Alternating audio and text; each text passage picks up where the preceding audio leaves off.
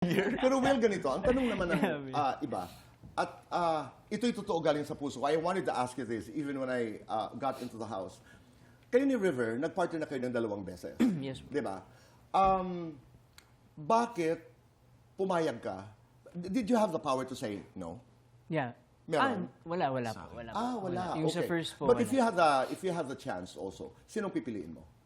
Ralph po talaga pipiliin ko. Kasi yun nga, gaya po ng sinabi ni Ralph, naging palagay din po talaga yung loob namin sa isa't isa.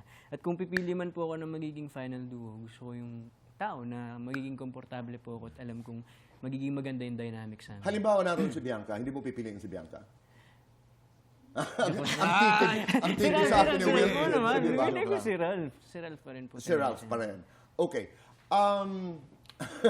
Totoo? Pero kung nauna pong piliin si Ralph, baka po, may chance. Baka may chance. Oo. But hindi yun napag-usapan, hindi yun plinano. Was that on the spot decision?